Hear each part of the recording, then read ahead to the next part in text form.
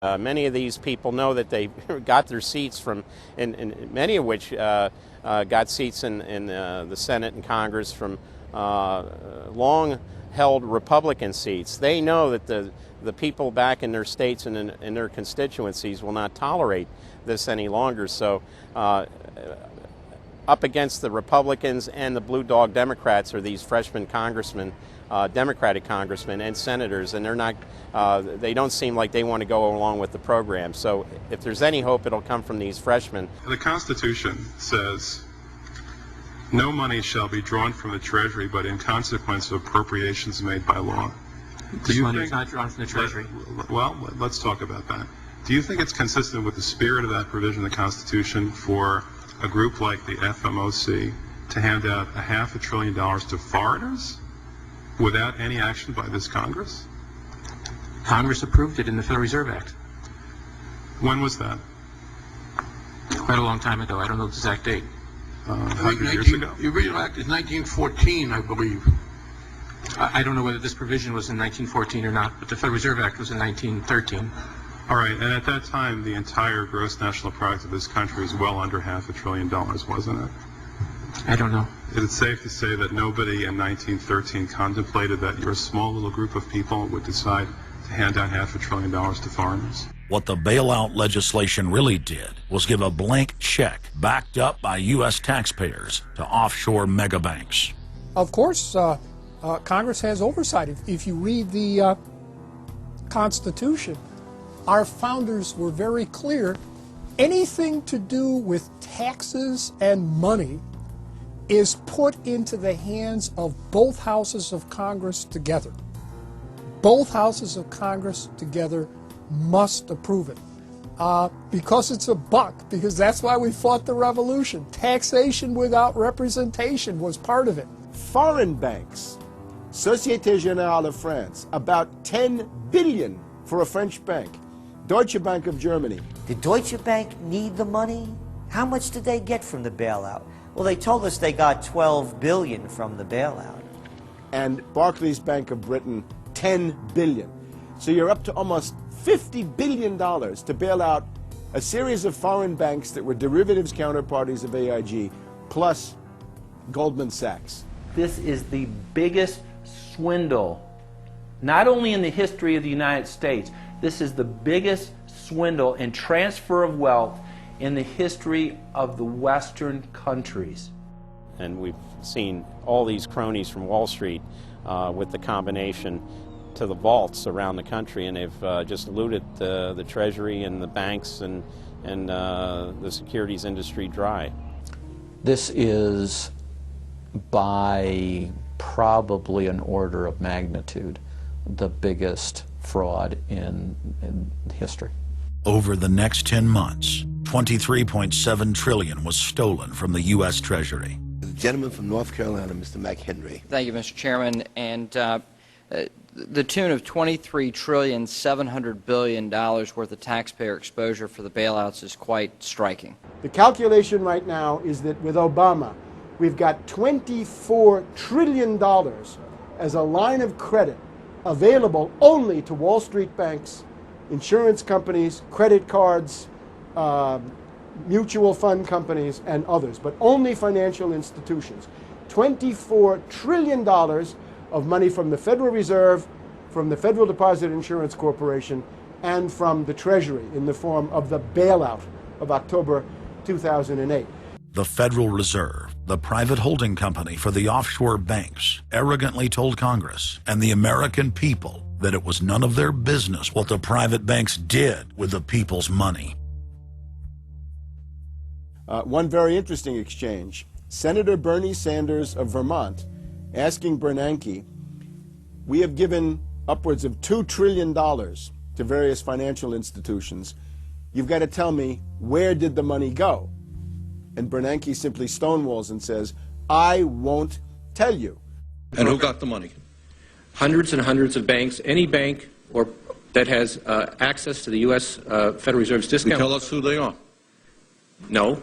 Do you have to be a large, greedy, reckless financial institution to apply for these monies? There is no subsidy. There is no capital involved. There is no gift involved. It is a collateralized, short-term liquid loan that is both over-collateralized and is recourse to the company itself. We have never lost a penny doing it. And how can other institutions get those loans as well? According to the law, we are supposed to be lending to depository institutions. Let me just say this, Mr. Chairman. I have a hard time understanding how you have put $2.2 trillion at risk without making those names available, those institutions public. And we're going to introduce legislation today, by the way, to demand that you do that. It is unacceptable to me that that goes on. Behind me, the Federal Reserve is probably the least transparent agency in the federal government. One could even argue that the Central Intelligence Agency is more transparent than the Federal Reserve. The fact is that the American people want to know more of the secrets of the temple, as the book was before you were born, The Secrets of the Temple. The Fed, as you know, is just a monopoly by the bankers. This is simply putting the foxes in charge of the henhouse. Personally, I'd be in favor of Congress just nationalizing the Fed and getting the bankers out of there. They're just stealing from the American people. Put it directly in the hands of Congress and let Congress decide, rather than this cabal of bankers deciding their own rates of profit at the expense of the American people. Since the Federal Reserve's creation in 1913, patriots have labored tirelessly to alert the American people to the true nature of the Federal Reserve. Throughout its 90-plus year history, most Americans falsely believed that the Federal Reserve was a government agency. But today, scientific opinion polls show that the vast majority of the public is aware of the fact that the Federal Reserve is a front company for an offshore private banking cartel that dominates not just the United States, but almost every other nation on earth. It's never been written about in any book that I've found as to who gave these guys the authority or permission to be the international bankers for the world. Why would you even need international bankers? Why would any government agree to use them? Why would you need to use them? Why can't any country create its own money? It tells you there was already an existing superstructure, already in existence, maybe 200-300 years ago, to give these guys permission to somehow be the overlords of all money for all countries. Polls also reveal that 75% of Americans demand a public audit of the secretive organization. By the summer of 2009, Congressman Ron Paul's bill to audit the Fed had gained more than 280 sponsors in the House. But the private Fed's high-powered lobbyists were able to block a vote on the bill in the Senate. That only piqued the public's interest. I have another amendment. I have been informed that the majority plans to block consideration of this amendment, which is number 1367, regarding the transparency at the Federal Reserve. Madam President, I'd like to call up Amendment 1367. Without objection, the clerk will report. The Senator from South Carolina, Mr. DeMint, proposes amendment number 1367. Senator from Nebraska. I make a point of order against the DeMint amendment that it's legislation on appropriations. Madam President? The point of order is well taken. The amendment.